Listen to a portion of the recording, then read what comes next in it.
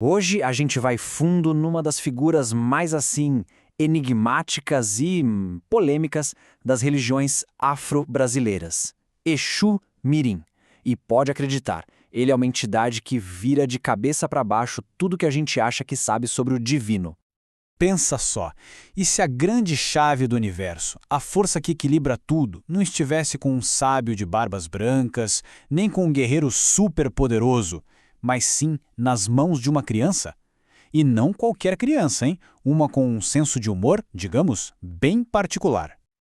Então, vamos lá, sem rodeios. Exu Mirim é um verdadeiro enigma.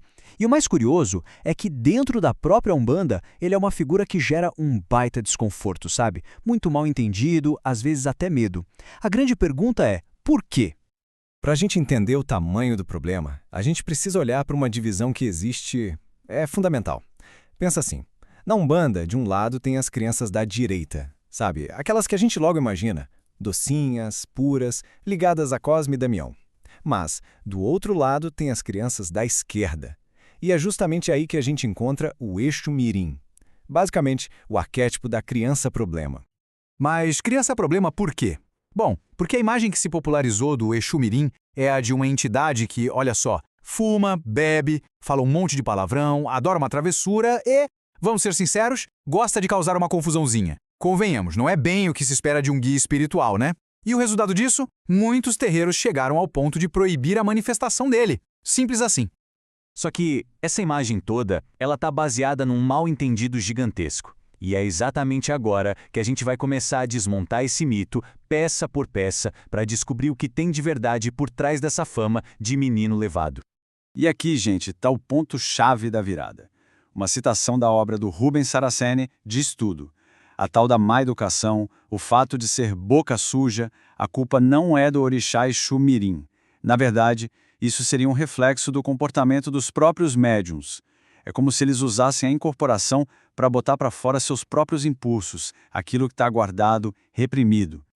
A gente precisa entender que a raiz dessa confusão toda tá lá no comecinho da Umbanda. Para conseguir sobreviver, para se estabelecer numa sociedade que era quase toda católica, a religião precisou usar o sincretismo, associar suas entidades a santos católicos. E com as crianças, o padrão virou Cosme e Damião. O problema é que a criança mais arteira da esquerda não cabia nesse molde bonitinho. E aí ela foi classificada de forma errada, como se fosse um Exu criança, um Exu problemático. Ok, entendido essa parte histórica, agora a gente vai deixar isso um pouco de lado e mergulhar fundo na real natureza do Exu Mirim. E olha, essa natureza é muito, mas muito mais profunda e cósmica do que a maioria das pessoas sequer imagina. Então, a pergunta que não quer calar é: se os Exus Mirins não são espíritos de crianças abandonadas, de pivetes como muita gente pensava, então, o que eles são? Ou melhor, quem eles são de verdade? E a resposta é surpreendente. De acordo com os estudos de Saraceni, Exus Mirins não são espíritos de gente que já viveu. Eles não são humanos. Eles são seres encantados, que vêm da 7ª dimensão. A natureza deles é sim inquieta, curiosa, mas não mal educada. Aquele comportamento todo que aparece na incorporação, na verdade é um espelho do inconsciente do médium, pura e simplesmente. E agora a gente chega na revelação central de tudo isso. Presta atenção. Exu Mirim não é só uma linha de trabalho, uma falange de entidades. Ele é um orixá. Isso mesmo, uma divindade primordial, uma daquelas forças fundamentais que sustentam a própria existência.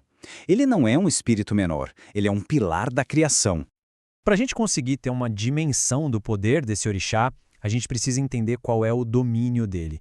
E olha, o domínio dele é um dos conceitos mais abstratos e, ao mesmo tempo, mais poderosos de toda essa cosmologia.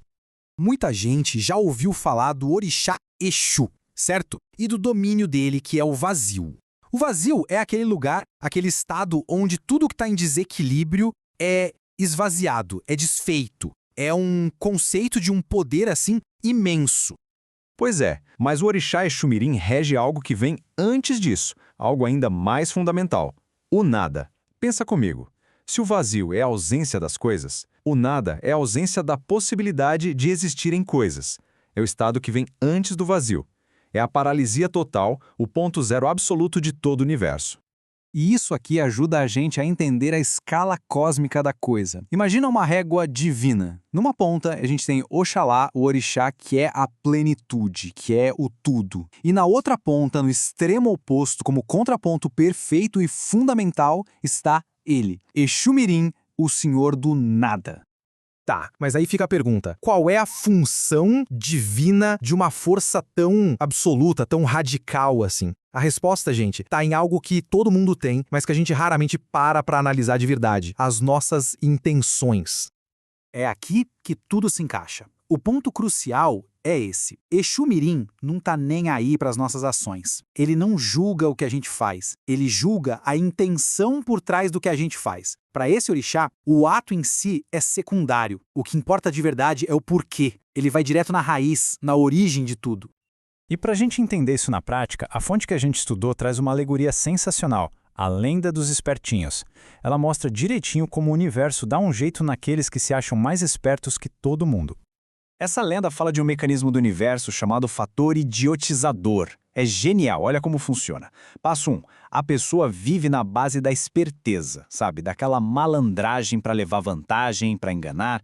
Passo 2. O mistério de Exu Mirim começa a injetar, a sobrecarregar essa pessoa com este fator. E passo 3, a dose fica tão alta, mas tão alta, que a esperteza da pessoa se vira contra ela mesma. Ela começa a tomar decisões estúpidas e vira literalmente uma idiota na frente de todo mundo. O grande ensinamento dessa lenda é que isso não é um castigo de Deus, não é uma punição. É uma lei da natureza, uma lei do universo. Quem usa a própria inteligência só para enganar os outros, uma hora vê essa mesma inteligência se transformar na sua própria ruína. É o universo se corrigindo, se auto-equilibrando.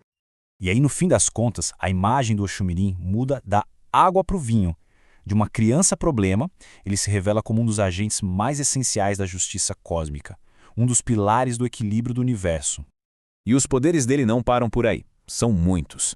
Ele comanda o fator regredidor, que faz uma situação ou uma pessoa voltar para a estaca zero. Ele tem o fator complicador, que simplesmente enrola a vida de quem age com maldade. E também o fator atrasador, que faz com que planos negativos nunca aconteçam na hora certa. Então, a grande lição que fica, o resumo de toda essa nossa conversa, é que Exu Mirim não tem nada de negativo, muito pelo contrário.